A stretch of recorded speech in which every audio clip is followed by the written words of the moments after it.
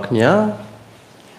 မိတ်ဆွေတို့ကိုဒီနေ့ live လေးမှာကတော့ကျွန်တော်ဒီကားမောင်းတဲ့အခါမှာကားရဲ့အင်ဂျင်ခန်းကိုဖုံးပေးထားတဲ့ bonnet ပေါ့နော်အဲ့ဒီ bonnet ကိုဟာပြီးတော့မောင်းတင်လာပေါ့ဒါနဲ့ပတ်သက်ပြီးတော့မိတ်ဆွေတို့ကိုတိုင်းသာတင်တဲ့အချက်လေးတွေကိုဘူးသဖြစ်မျှဝေပေးချင်တာဖြစ်ပါတယ်ကျွန်တော်အလွယ်ဆုံးပြောမယ်ဆိုလို့ရှိရင်တော့ကားရဲ့ bonnet ကိုဟာပြီးတော့မောင်းတာကတော့မမောင်းတင်ပါဘူးဒါတော့ကျွန်တော်ထင်တာကတော့ရေချက်ကတော့ကျွန်တော်ဒီကားရဲ့bonnet ကိုနည်းနည်းဟာပြီးမောင်းတဲ့အခါမှာကားရှိကနေပြီးတော့ကားသွားနေတဲ့အချိန်မှာဝင်လာတဲ့လေကြောင်းအင်ဂျင်ခန်းကိုအေးစီမယ်ပေါ့နော်အဲ့လိုမျိုးအေးစီခြင်းအပြင်အင်ဂျင်လည်း overheat မဖြစ်ဘူးaircon သုံးမယ်ဆိုလို့ရှိရင်လည်း aircon ပို့ပြီးတော့အေးမယ်ပေါ့နော်ဒါအပြင်ကျွန်တော်အင်ဂျင်ခန်းရဲ့ဒီအစိပ်ပိုင်းတွေလည်းတက်တန်းပို့ပြီးတော့ရှည်မယ်ပေါ့နော်ဒီလိုပုံစံမျိုးရည်ရွယ်ချက်ကြောင့်ဒီကားရဲ့ bonnet ကိုဟာပြီးတော့မောင်းကြတာဖြစ်ပါတယ်ကားရဲ့ bonnet မှာကတော့အဆင့်ကြီးရှိတယ်ပေါ့နော်လုံးဝဖိချလိုက်တယ်ဆိုလို့ရှိရင်တော့ဒါလော့ကျတယ်ပေါ့နော်တကယ်လို့ဒီကား bonnet ဖွင့်တဲ့ခလုတ်ကိုဆွဲလိုက်တယ်ဆိုလို့ရှိရင် bonnet ကဟာသွားတယ်ဒါပေမဲ့ပွင့်မသွားသေးဘူးပေါ့နော်တကယ်တမ်းသူ့ရဲ့ရှေ့မှာရှိနေတဲ့ lock ကိုဆွဲလိုက်တော့မှဒါကားရဲ့ bonnet ကပွင့်တာဖြစ်ပါတယ်ဒါပေမဲ့ကားကိုမောင်းနေတဲ့အချိန်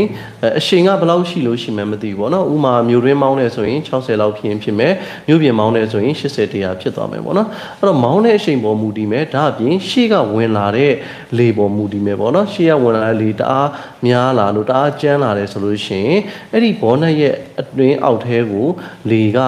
များဝင်လေ bonnet လန်ဖို့အတွက်ရခိုင်နှုန်းများလေးဖြစ်ပါတယ်ဒါကလည်းမိတ်ဆွေတို့အနေနဲ့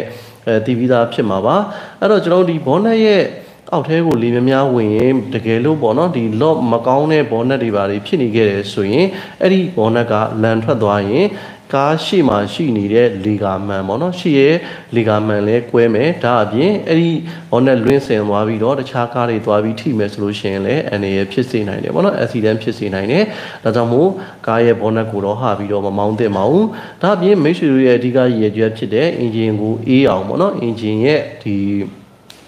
အပူချိန်ကိုရှော့ချအောင်ကားရဲ့ bonnet ကိုဟာပြီးတော့မောင်းတာလို့ယူဆတယ်ပေါ့နော်အဲ့လိုပုံစံမျိုးကကားရဲ့ engine မှာသူ့ရဲ့သတ်မှတ်ထားတဲ့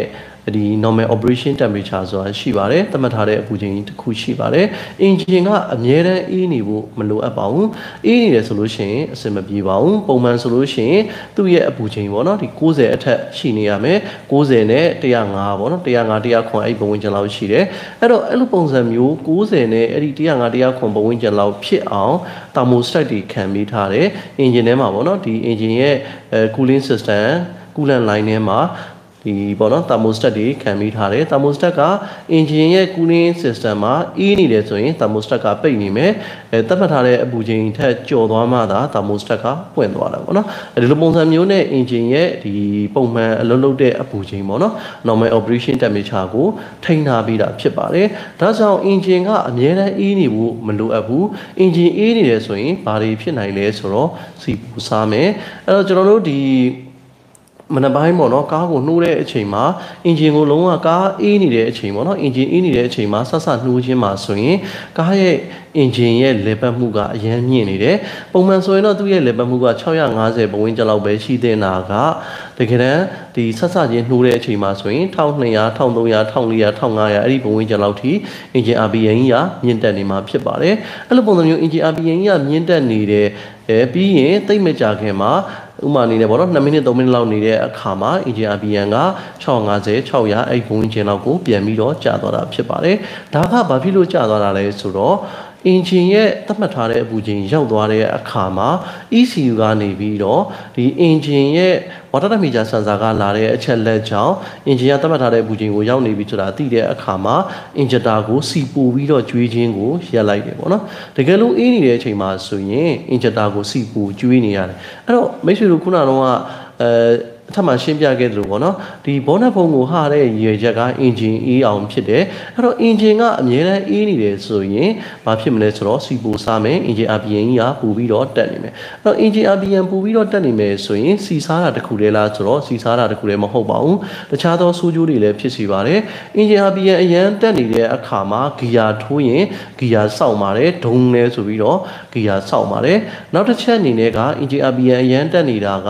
ဒီစီလီချိုးမှာ စီကိုများကျွေးတယ်စီကိုများကျွေးပြီးတော့ engine RPM ကိုမြန်ညှင့်ထားတယ်ညှင့်ပြီးတော့ engine ကိုမြန်ပူအောင်လုပ်ထားတာဖြစ်တယ်ဒါကြောင့်မို့စီလေချိုးမှာ rich mixture ပေါ့နော်စီများနေတဲ့အဓိပ္ပာယ်ဖြစ်နေတယ်အဲ့တော့စီလေချိုးမှာစီများနေတာဖြစ်တဲ့အတွက်စီလေချိုးမညီမျှခြင်းကြောင့်ကြောက်စကားရဲ့တက်တန်းကိုလည်းတူစီမှာဖြစ်ပါတယ်ဒါပြင်စီလဲပို့ပြီးတော့စားစီမှာဖြစ်ပါတယ်ဒါကြောင့်မို့ကောင်းကျိုးမရှိဘူးဆိုးကျိုးတွေပဲရှိပါတယ်အဲ့တော့ဒီ engine ကိုအေးအောင်လုပ်တယ်ဆိုတာကဒါနီလန်ကြတာမဟုတ်ပါဘူးဒါကြောင့်မို့ကားကိုမောင်းနေတဲ့အချိန်မှာကားဘောနက်ကိုဟပြီးတော့မမောင်းသင့်ပါဘူးဒီမှာအတွေ့အကြုံလေးတစ်ခုကိုထပ်ပြီး sharing လုပ်ရမယ်ဆိုရင်ဒီပေါ့နော်ကားဘောနက်ဖုံးဟပြီးတော့မောင်းရင်းနဲ့ပေါ့နော်ဒီအလုံးယုံရှိရနေပြီးတော့ကားက80 100လောက်နဲ့ high speed နဲ့မောင်းသွားတဲ့အခါမှာဘောနက်လုံးဝပွင့်ထွက်သွားတယ်ပေါ့နော်ဘောနက်ပွင့်ထွက်သွားတယ်ဘောနက်ကပွင့်ပြီးတော့ရှေ့ရဲ့လေကာမှန်ကိုရိုက်တယ်ရိုက်ပြီးရှေ့ရဲ့လေကာမှန်ကွဲသွားတဲ့အပြင်ကိုရှေ့ရဲ့လေကာမှန်တော့ကွဲသွားတယ်ဆိုတော့မွသွားတာလေးပဲရှိတယ်ပေါ့နော်တကယ်တမ်းတော့သူကပေါက်သွားတဲ့အဆင့်တော့မဟုတ်ဘူးအဲ့လိုမျိုးရှေ့ရဲ့လေကာမှန်လည်းကွဲသွားပြီးတော့အဲ့ဒီဘောနက်ကအပြင်ကိုလွင့်ဆင်သွားတယ်ကံကောင်းတာတစ်ခုကအဲ့ဒီကားရဲ့နောက်မှာတခြားသောဆိုင်ကယ်တွေကားတွေပါမလာတာကတော်တော်လေးကံကောင်းတာပေါ့နော်ဒီတကယ်လို့သာဆိုင်ကယ်တာပါလာခဲ့တယ်ဆိုလို့ရှိရင်အဲ့ဒီဆိုင်ကယ်စီးတဲ့လူရဲ့အသက်ကတော့မတွေးဝင်ကြရပါပဲဒါကြောင့်မို့ကားရဲ့ဘောနက်ကိုဟပြီးမောင်းတာကတော့မိတ်ဆွေတို့အနေနဲ့မလုပ်တဲ့အလုပ်ဖြစ်ပါတယ်ဒါကလည်းကျွန်တော်ခဏတွေ့နေရတဲ့ဒီပေါ့နော်ပြစ်ချက်လေးကိုဒါမိတ်ဆွေတို့ကိုမျှဝေခြင်းဖြစ်ပါတယ်တော်တော်များပေါ့နော်ဒီကားရဲ့ဘောနက်ကိုဟပြီးတော့မောင်းကြတယ်မေးကြည့်တယ်ပေါ့နော်ဒီဘာကြောင့်ဟပြီးမောင်းကြတယ်ဆိုလို့ရှိရင်အင်ဂျင်အရန်ပူတဲ့အတွက်ကိုဒါဟပြီးမောင်းကြတယ်လို့ဆိုလိုပါတယ်အပူပိုင်းဒေသတွေမှာဒီလိုမျိုးပေါ့နော်ဟပြီးမောင်းကြတယ်တကယ်လို့ကားရဲ့ဘောနက်ကိုဟပြီးမမောင်းဘူးဆိုရင်engine overheat ဖြစ်မဲ့ဒါပြင်ကားမီးလောင်နိုင်လို့လည်းဆိုကြပါတယ်တကယ်တမ်းကတော့ကျွန်တော်တို့ထက်အစာပေါင်းများစွာပူတဲ့ဒေသတွေဖြစ်တဲ့ဒူဘိုင်းလိုနေရာမျိုးတွေဥမာအနေနဲ့ပေါ့နော်ဒီ UAE နိုင်ငံတွေဥမာဆိုရင်ကာတာတွေပေါ့နော်နောက်ကျွန်တော်တို့ဒီအာဖရိကနိုင်ငံတွေပေါ့နော်အရန်ပူတဲ့အပူချိန်55 60လောက်ဖြစ်နေတဲ့ဒေသတွေမှာတော့မှဒီလိုမျိုးဘောနက်ဖွင့်ပြီးတော့မောင်းစရာမလိုပါဘူး။ဘာကြောင့်လဲဆိုတော့သူ့ရဲ့စနစ်ကရှိပြီးသားပါ။ဒီ engine ရဲ့ ABS စနစ် engine ရဲ့သတ်မှတ်ထားတဲ့အပူချိန်ရအောင်လုပ်ပေးတဲ့စနစ်ဓာတ်တွေကကားတွေမှာသူ့အနေနဲ့သူပါပြီးသားပါ။ engine ရဲ့ ABS စနစ်ဆိုရင်လည်းဥမာလေးနဲ့သူ့ရဲ့ cooling system မှာဆိုရင်ရေတိုင်ကြီးလို့ခေါ်တဲ့ radiator တွေပါမယ်။အဲ့တော့ engine ထဲမှာလည်းပတ်စီးစင်းနေတဲ့ engine ရဲ့ cooling system မှာလည်းပတ်စီးစင်းနေတဲ့ coolant တွေကိုရေတိုင်ကြီးမှာအေးခံမယ်။အဲ့တော့ရေတိုင်ကြီးမှာအေးခံတဲ့အခါမှာလည်းဒီရေတိုင်ကြီးကိုဒီတိုင်းအေးခံတာလားဆိုတော့အဲ့လိုလည်းမဟုတ်ဘူးရေတိုင်ကြီးမှာ cooling fan ပါမယ်ပေါ့နော်အဲ့ cooling fan က motor သို့မဟုတ် fan clutch နဲ့ပေါ့နော်ဒီ mechanical fan နဲ့အေးခံပြီးမယ်အဲ့လိုပုံစံမျိုးနဲ့ဒါသူ့ရဲ့ cooling system ကပါပြီးသားဖြစ်ပါတယ်ဒါကြောင့်မို့ကျွန်တော်ဒီ bonnet ကိုတော့ဟပြီးတော့မောင်းစရာမလိုဘူးမိတ်ဆွေတို့အနေနဲ့ကားရဲ့ bonnet ကိုဟပြီးမောင်းတယ်ဆိုလို့ရှိရင်တော့အန်ဒီရဲ့တော်တော်လေးကြီးတာဖြစ်ပါတယ်နောက်တစ်ချက်အနေနဲ့ကဥမာအနေနဲ့ပေါ့နော်highway သွားတယ်highway သွားတဲ့အခါမှာလမ်းမှာပေါ့နော်ရင်ရနာစခန်းတွေရှိတယ်ဥမာလေးနဲ့ကျွန်တော်တို့ဒီရန်ကုန်မန္တလေးလမ်းမှာဆိုလို့ရှိရင်115မိုင်ဆိုလို့ရှိရင်ဒါ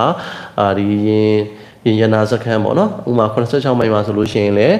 းနားလို့ရတယ်ပေါ့နော်အဲ့လိုမျိုးရင်ရနာစခန်းတွေမှာနားတဲ့အခါမှာကတော့ကားရဲ့ဘောနက်ကိုဖွင့်လိုက်မယ်ပေါ့နော်သတိတော်ထားစေခြင်းနဲ့ဘာကြောင့်လဲဆိုတော့အင်ဂျင်ခန်းကပူနေတာဖြစ်တဲ့အတွက်ကိုကာဗွန်နဲ့ဖွင့်လိုက်တဲ့အခါမှာ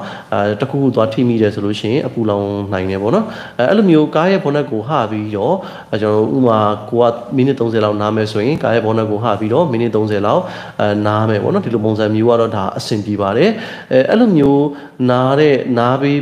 းပြီးတဲ့အချိန်မှာကားရဲ့ဘောနက်ကိုဖွင့်ပြီးတော့နားတယ်ဆိုရင်တော့ကောင်းကျိုးတွေရှိပါတယ်အဲ့ဒါကတော့ဘာကောင်းကျိုးတွေရှိလဲဆိုတော့ဥမာနေနဲ့ပေါ့နော်အင်ဂျင်ကန်ထဲမှာတန်တယ်ပစ္စည်းရလွဲလို့တခြားသောဒီပေါ့နော်ဥမာနေနဲ့ fiber တွေရှိမယ်ကော်တွေရှိမယ်ပေါ့နော်အဲ့လိုမျိုးအဲ့ဒီပစ္စည်းတွေကအရန်ပူတယ်အရန်အေးတယ်ဆိုလို့ရှိရင်ပူလိုက်အေးလိုက်ကြောင်းကျွတ်ဆက်လာပါတယ်ကျွတ်ဆက်လာရင်ကျိုးနိုင်တယ်ပေါ့နော်အလွယ်ဆုံးပြောမယ်ဆိုရင်ကားပြင်တဲ့အခါမှာအင်ဂျက်တာတွေဖြုတ်တက်လုပ်တဲ့အခါမှာအင်ဂျက်တာတွေကဖြုတ်တယ်ဆိုလို့ရှိရင်ခဏကျိုးပါတယ်အင်ဂျက်တာရဲ့ socket နေရာအရင်းကနေပြီးတော့ကျိုးကြတယ်ပေါ့နော်အဲ့တော့ဘာလို့ကျိုးလဲဆိုတော့ဒီအင်ဂျင်ကန်ရဲ့အပူချိန်ကြောင့်ပေါ့နော်အင်ဂျင်ကန်ကဥမာအပူချိန်က80 90လောက်ဖြစ်သွားမယ်ပြီးရင်အင်ဂျင်ရက်ထားတဲ့အချိန်မှာအပူချိန်က20 30ပြန်ဖြစ်သွားမယ်အဲ့လိုပုံစံမျိုး20 30ဖြစ်လိုက်ပူချိန်က80 90 100ဖြစ်လိုက်နဲ့ပူလိုက်အေးလိုက်ဖြစ်တဲ့ဒဏ်ကြောင့်ဒီပေါ့နော် core fiber တွေကကြာလာတဲ့အခါမှာကျွတ်ဆက်လာတယ်ဒီ wire တွေမှာဆိုလို့ရှိရင်လည်း rubber တွေပါမယ်ပေါ့နော်ဥမာ wire ဟိုပေါ့နော် cover လုပ်ထားတဲ့ rubber တွေပါမယ်တခြားသောတိတ်တွေပါမယ်ဒါတွေကလည်းပူတဲ့အေးတဲ့ပေါ်မူတည်ပြီးတော့အရေးပြောလာနိုင်တယ်ပေါ့နော်အဲ့လိုမျိုးသူ့ရဲ့ဒီဆွေးမြေ့လာနိုင်တယ်ပေါ့နော်အဲ့လိုမျိုးကြောင့်ဒီကားကို highway မောင်းတဲ့အခါမှာရင်ရနာစကန်ဒီမှာနားတဲ့အခါမှာတော့ကားရဲ့ bonnet ကိုဖွင့်ပြီးတော့နားတယ်ဆိုလို့ရှိရင်တော့ဒီ engine ကန်ထဲမှာရှိနေတဲ့ပစ္စည်းရဲ့တက်တန်းကိုပို့ပြီးတော့ရှေ့ကြစေမှာဖြစ်ပါတယ်တခုလေးပေါ့နော်ဒါလေးကတော့ဟိုဘောနော်ဂယူဆိုင်ကာမဲအပိုင်းနေမှာကတော့ခုနကတော့လည်းရှင်းပြခဲ့တဲ့မှာပါပါတယ်ဒီ engine ခန်းကိုဖွင့်တဲ့အခါမှာတော့မလိုအပ်ဖမ်းနဲ့ပေါ့နော် engine ထဲမှာရှိနေတဲ့အစိတ်ပိုင်းတွေကိုတော့သွားပြီးတော့မကင်စီခြင်းဘူးပေါ့နော်အထူးသဖြင့်တော့ရေတိုင်ကြီးပေါ့နော်ရေတိုင်ကြီးနဲ့ရေတိုင်ကြီးအဖုံးကိုတော့ဖွင့်ပြီးတော့မစစ်စီခြင်းဘူးအဲ့လိုမျိုးဖွင့်ပြီးစစ်လိုက်တယ်ဆိုလို့ရှိရင်တော့ high speed နဲ့မောင်းလာတဲ့ engine ရဲ့ level မှုကလည်းမြင့်နေတဲ့အချိန်မှာသူ့ရဲ့အပူချိန်ကရေတိုင်ကြီးရဲ့အပူချိန်ကအပူချိန်100 degree Celsius ရဲ့အထက်လောက်ဖြစ်နေတဲ့အချိန်ဆိုလို့ရှိရင်ကန်ထွက်လာမယ်ပေါ့နော်အဲ့ဒီအထက်ထဲမှာရှိနေတဲ့ engine coolant တွေကကန်ထွက်လာပြီးတော့အပူလောင်နိုင်ပါတယ်ဒါကြောင့်မို့ဒီ engine coolant ကိုကမဖြစ်မနေစစ်မယ်ဆိုလို့ရှိရင်လုံးဝအေးသွားပြီဆိုတော့မှ engine လည်းအေးသွားပြီရေတိုင်ကြီးလည်းအေးသွားပြီဆိုတော့မှသာစစ်တင်ပါတယ်စစ်တဲ့အခါမှာလည်းရေတိုင်ကြီးဖုံးကိုလှည့်ရင်2ဆင့်ရှိတယ်ပေါ့နော်ပထမအဆင့်လှည့်တယ်လုံးဝမပြုတ်သေးဘူးပေါ့နော်အဲ့လိုမျိုးလှည့်တယ်သူ့ရဲ့ pressure အထက်ထဲမှာရှိနေတဲ့ pressure ကို short ချလိုက်တယ်ပြီးတော့မှသာနောက်တစ်ဆင့်ထပ်ပြီးတော့လှည့်လိုက်တယ်ရေတိုင်ကြီးဖုံးကိုဖွင့်သွားမယ်ပေါ့နော်အဲ့တော့ပထမအဆင့်လှည့်လိုက်လို့ရေတိုင်ကြီးဖုံးကို short တဲ့အချိန်မှာ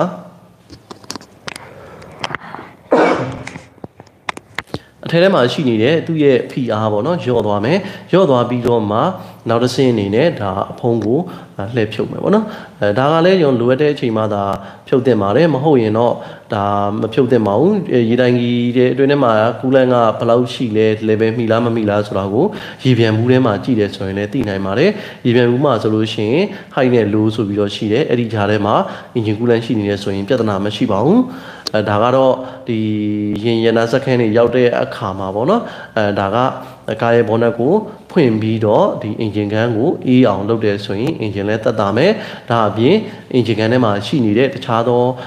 ဒီအစိတ်ပိုင်းတွေလည်းတက်တာစီမှာဖြစ်ပါတယ်ဒီလိုပုံစံမျိုးကတော့ကျွန်တော်အားပေးပါတယ်တကယ်တမ်းဒီကားမောင်းနေတဲ့အချိန်မှာကားရဲ့ bonnet ကိုဟာပြီးတော့မောင်းတာကတော့လုံးဝအာမပေးပါဘူးဒါအခက်မသိဘူးဆိုလို့ရှိရင် accident ဖြစ်သွားနိုင်ပါတယ်ဒါကြောင့်မို့မိတ်ဆွေတို့အနေနဲ့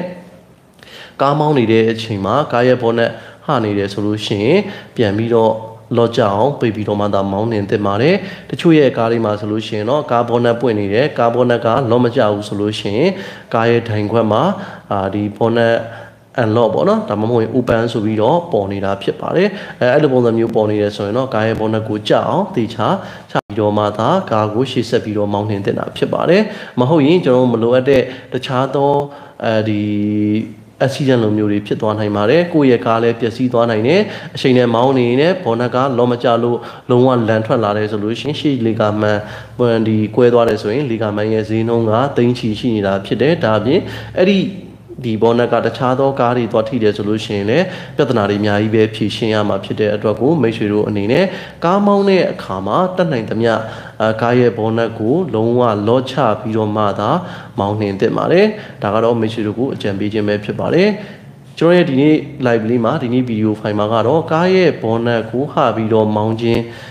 မောင်းတဲ့အခါမှာကြုံတွေ့နိုင်တဲ့ဆိုးကျိုးတွေနဲ့ပတ်သက်ပြီးတော့မိတ်ဆွေတို့ကိုကုသလာပြမျှဝေပေးခဲ့တာဖြစ်ပါတယ်ကားရဲ့ bonnet ကိုတော့လုံးဝဟာပြီးတော့မမောင်းပါနဲ့ကျွန်တော်ရဲ့ live လေးကိုအဆုံးထိကြည့်ရှုရတဲ့အတွက်ကျေးဇူးအများကြီးတင်ပါတယ်ခင်ဗျာ